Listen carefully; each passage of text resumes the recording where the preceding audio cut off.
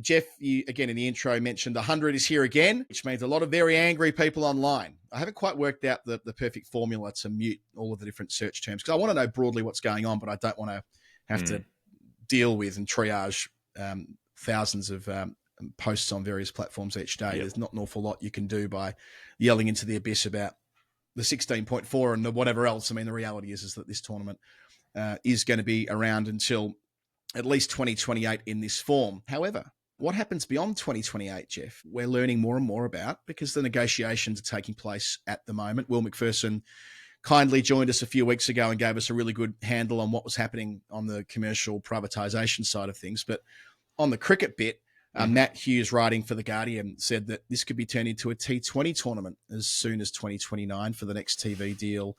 Yeah. They would keep the 100 moniker. That might be the compromise here. Like you call it the 100, right? I don't know how this would be sold from a PR perspective, but the tag, the 100, might be sufficient to find agreement for it to become a T20 comp.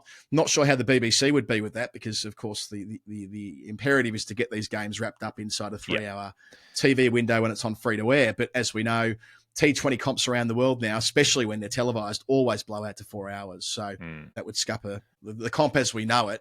But, yeah, Sky have got this £375 million arrangement through until 2028. And after that, things might change. Who knows? Well, okay, so a couple of things here. Basically, financially, the BBC don't matter in terms of the actual money that they put in, but there was the lure of having the BBC free-to-air thing in the first place.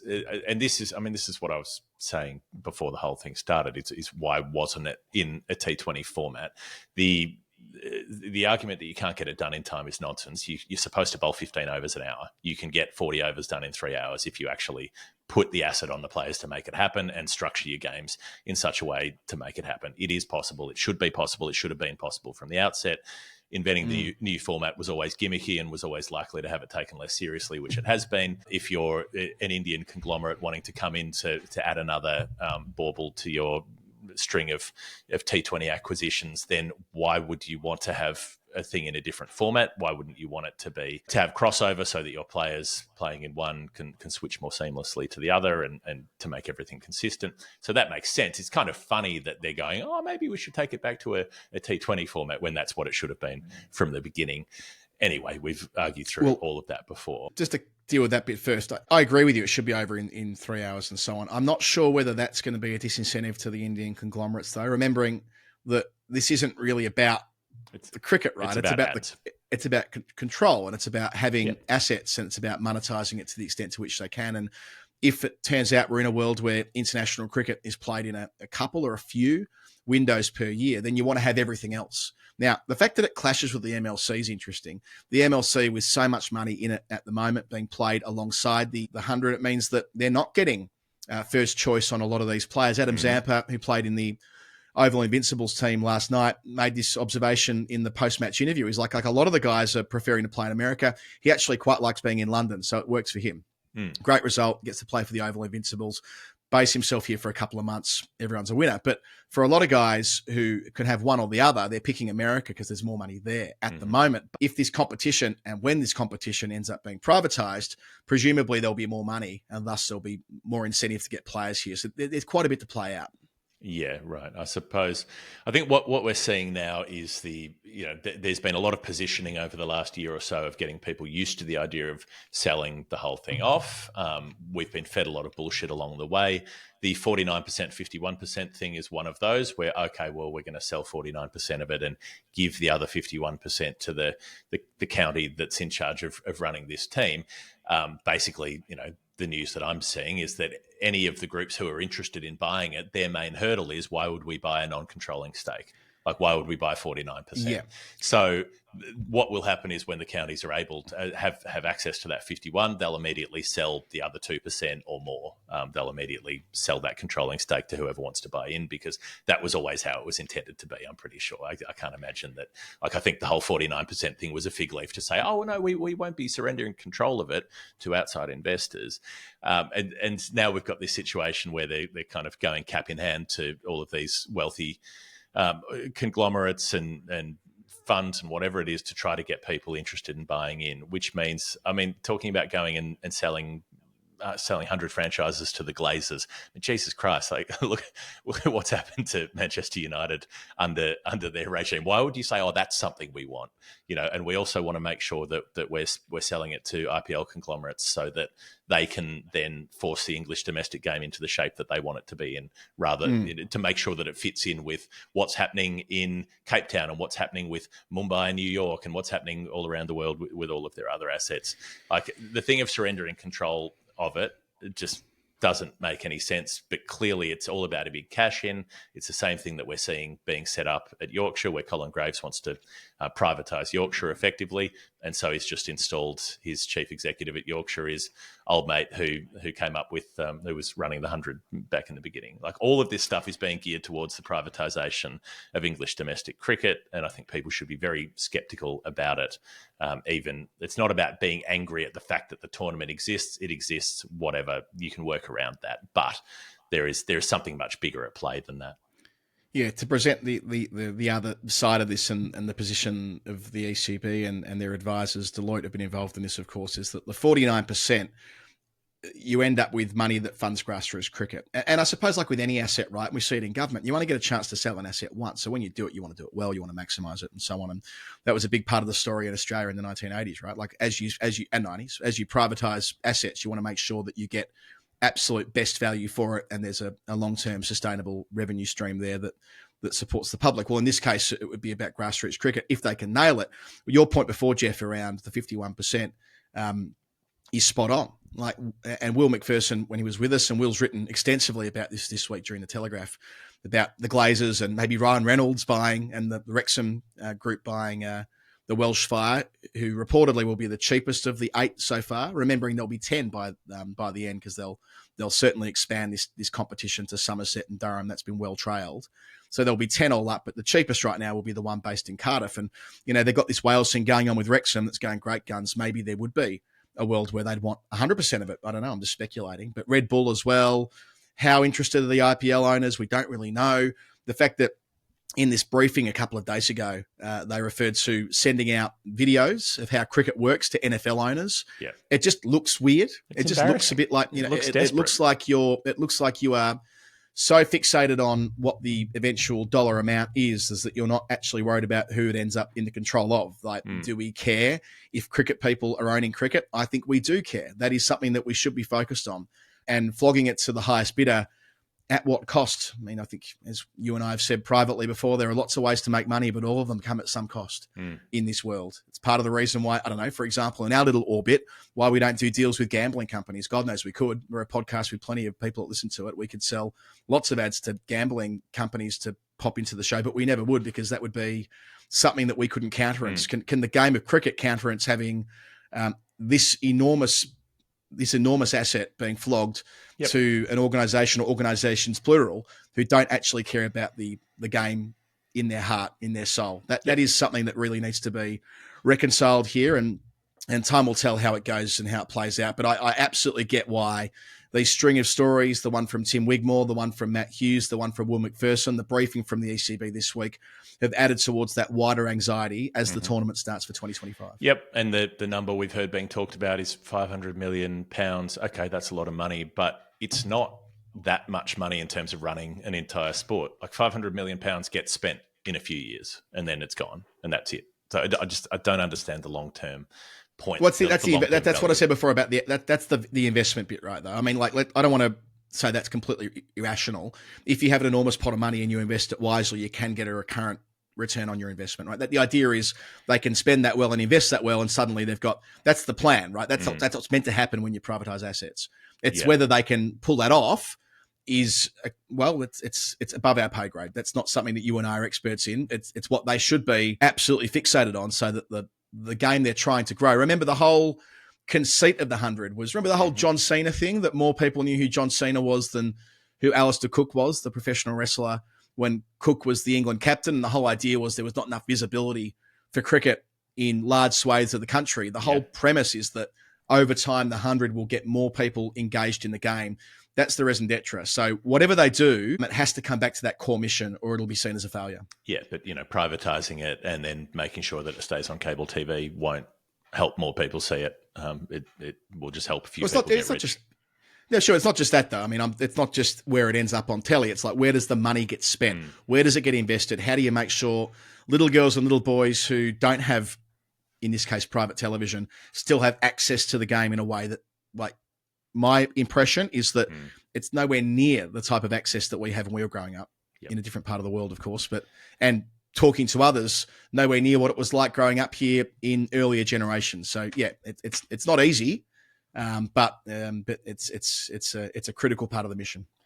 We are due for a break, which means that I am due to tell you about Westfield, a particular strand of Westfield that I told Daniel Norcross about, but you may not know about this yet. You may not know, Adam, that if you wanted to learn about some of the greats of cricket, if you wanted to deep dive on lesser-known characters or obscurities from days of yore, and if you wanted to do that through an audio medium instead of thumbing through pages or scrolling through Wikipedia, it really felt like they were setting this up to be an ad for Storytime, basically, because that is what we do on the weekend with our other show.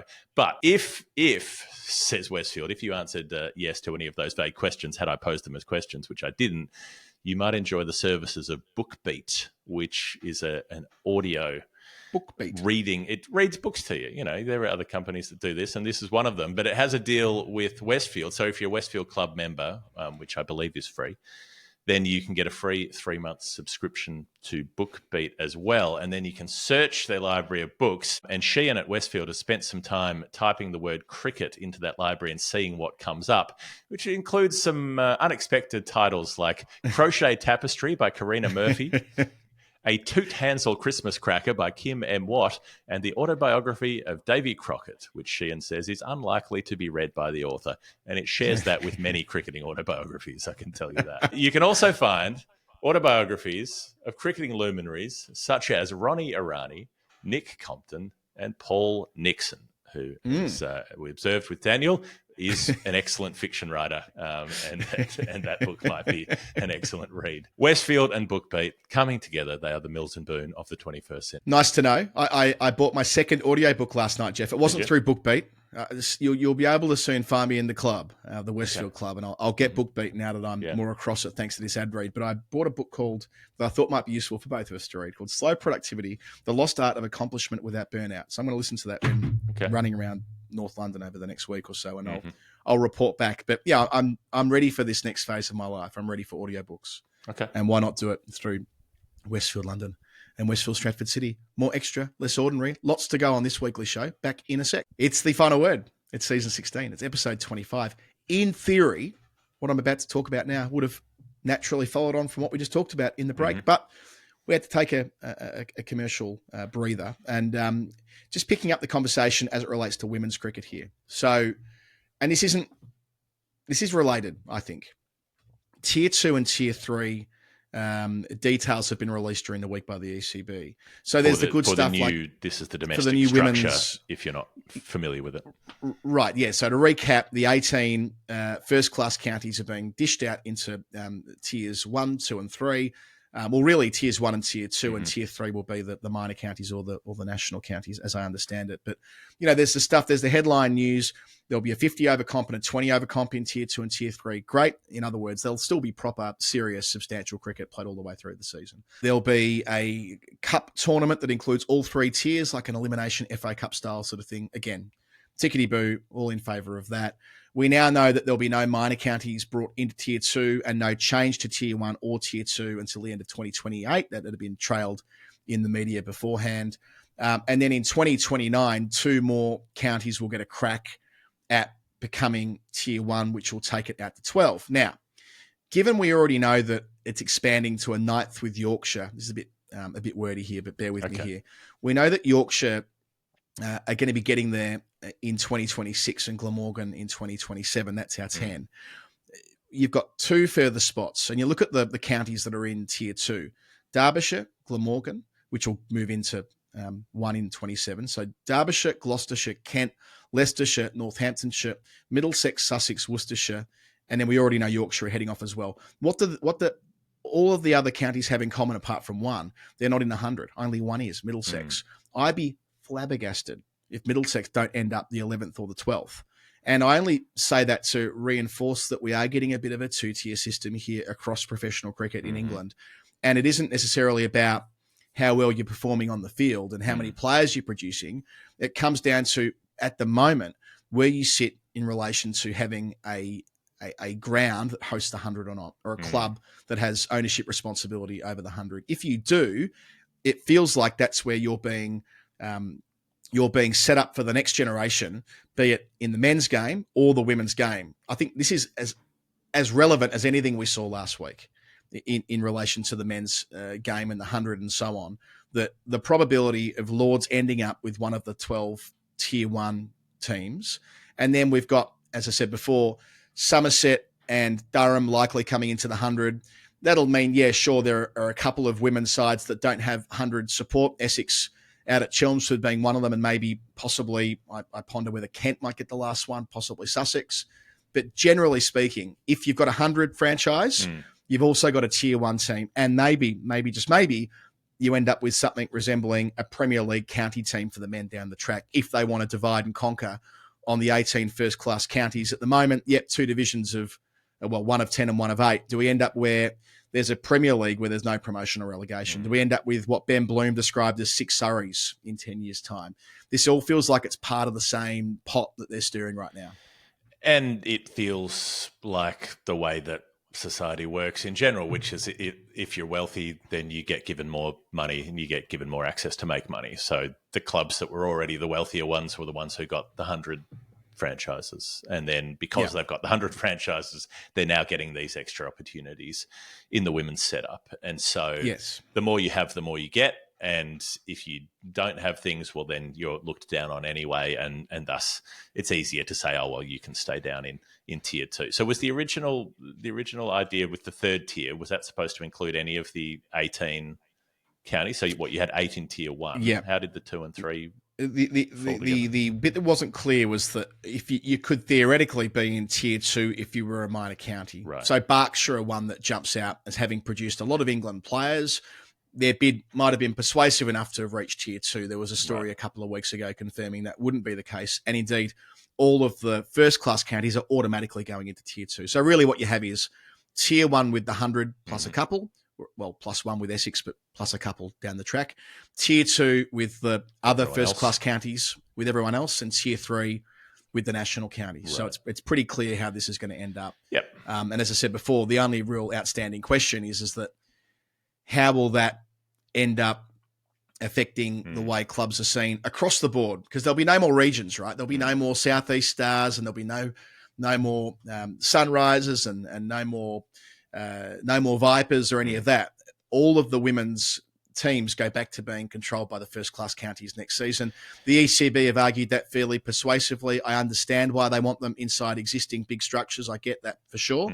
But yeah, where I'm a little bit skeptical, I think, is the extent to which this is a preordained outcome about the teams that already have this infrastructure and extra revenue stream through the 100 who are going to be looked after, as you say, by something else that down the track will be to their great advantage. Yeah, the more you have, the more you get, as tends to be the way. Who would have thought that a system in England, of all places, would reward hierarchical inherited wealth?